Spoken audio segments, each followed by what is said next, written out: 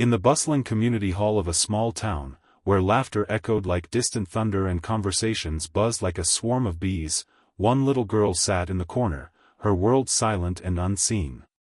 8-year-old Lily's eyes darted around the room, pleading for a connection that never came. She was deaf, and in that sea of chattering families, she was an island, ignored, forgotten. But then, a weary man named Jack noticed her. With a simple wave of his hands, he shattered the silence between them. What happened next will restore your faith in humanity. If this story touches your heart, hit that like button and subscribe for more inspiring tales that remind us of the power of kindness. Now, let's step into Jack's world. Jack Thompson was a man who had stared into the abyss of loss and somehow clawed his way back. At 38, he was a single dad to his energetic 5-year-old son, Tommy, after losing his wife, Sarah, in a car accident 2 years earlier. Sarah had been the light of his life, a vibrant teacher for the deaf who had introduced him to the beauty of American Sign Language, ASL. Jack had learned it eagerly during their courtship, his clumsy fingers stumbling over signs until they danced with fluency.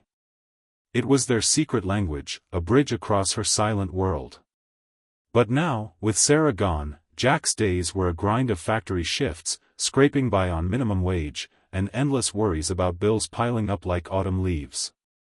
Tommy was his anchor, a bundle of joy with curly hair and a laugh that could melt ice, but even he couldn't fill the void left by Sarah. Jack felt like he was drowning, one missed payment away from losing their tiny apartment. That fateful Saturday, the community center hosted a family fun day, a desperate attempt by the town to foster unity amid rising hardships.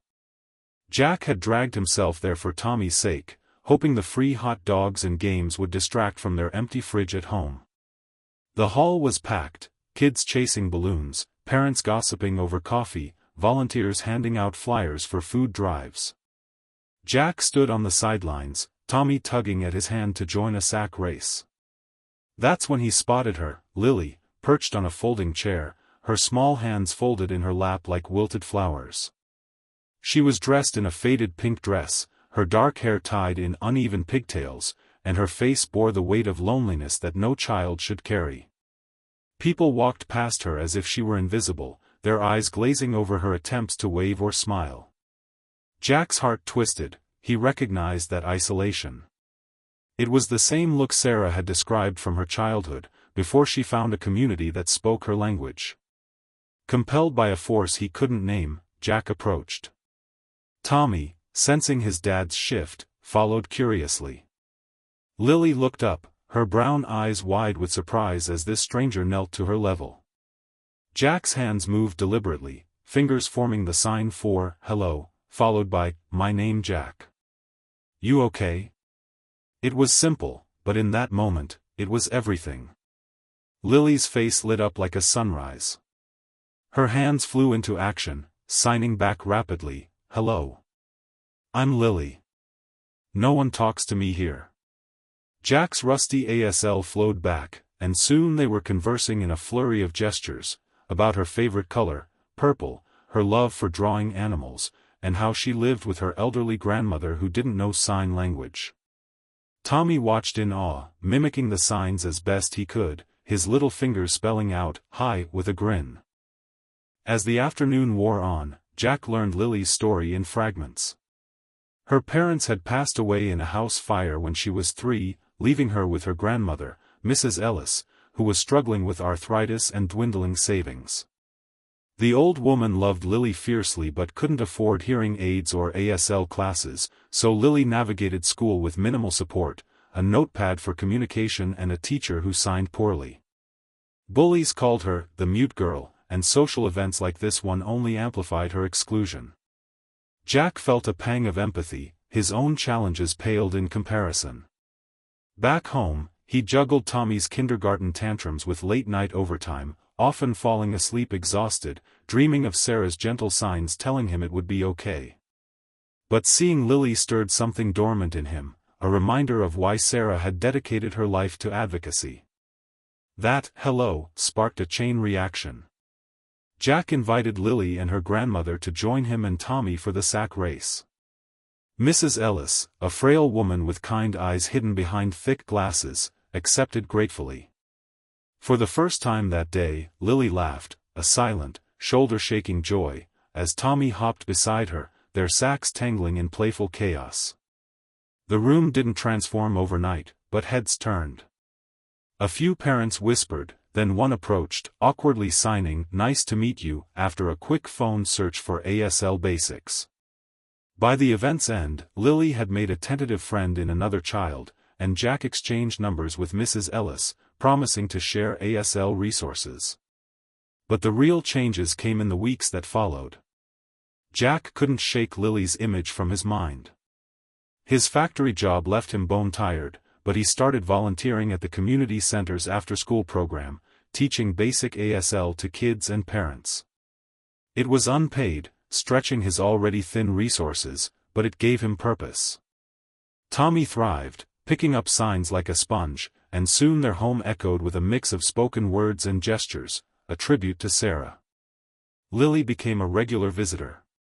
At first, it was playdates, drawing sessions where Lily sketched fantastical creatures, and Jack signed stories about brave knights who communicated without words. Tommy adored her, calling her "Big Sis" in sloppy signs. Challenges mounted, testing Jack's resolve. Money was tighter than ever. A surprise medical bill for Tommy's ear infection forced Jack to skip meals. Mrs. Ellis confided that she might have to send Lily to a distant relative who could handle her better, breaking both their hearts. Lily withdrew, her signs becoming hesitant, laced with fear of abandonment. Jack faced his own demons, nights when grief over Sarah hit like a tidal wave, making him question if he could help anyone when he could barely help himself. One evening, after tucking Tommy in, Jack sat at the kitchen table, head in hands, signing to an empty room. "Why me? I'm not strong enough." But then he remembered Sarah's favorite sign, persevere, her fingers tracing an unyielding path forward. Resolution dawned through small acts of courage. Jack rallied the community. He organized an ASL workshop at the center, posting flyers and begging local businesses for donations. To his surprise, turnout was huge, parents eager to bridge gaps, kids excited by the secret code. A local news story picked it up, dubbing Jack the signing dad, and donations trickled in, funds for Lily's hearing aids, scholarships for ASL classes. Mrs. Ellis, overwhelmed with relief, decided to keep Lily close. Jack's boss, moved by the coverage, offered him a promotion with better hours, easing his financial strain. As bonds deepened, Jack and Lily's relationship evolved into something profound. She confided her dreams of becoming an artist, and he encouraged her, framing her drawings on his walls. Tommy and Lily's sibling-like antics filled the apartment with light, hide-and-seek games where signs replaced shouts, turning silence into strategy. One pivotal night, during a thunderstorm, Lily signed about her fear of losing more family. Jack, tears in his eyes, signed back, "You're not alone anymore. We're family now." It wasn't official, but in their hearts, it was true. Mrs. Ellis, seeing the transformation, even joked about Jack adopting Lily someday. Months later, at another community event, the hall buzzed differently. Lily was at the center, teaching ASL to a circle of kids, her confidence blooming. Jack watched proudly, Tommy by his side. The room that once ignored her now embraced her, signs fluttering like butterflies. Jack's simple "hello" had rippled outward, changing not just Lily's life but his own. He found healing in helping, realizing Sarah's legacy lived on through these connections. And so, dear viewers, this story of a struggling single dad and a lonely deaf girl reminds us that one small gesture can rewrite destinies. In a world quick to overlook the silent struggles, let's choose kindness. If this moved you, smash that like button, subscribe, and turn on notifications for more stories that inspire change. Remember, your hello might be someone's everything. What's your act of kindness today? Share in the comments below.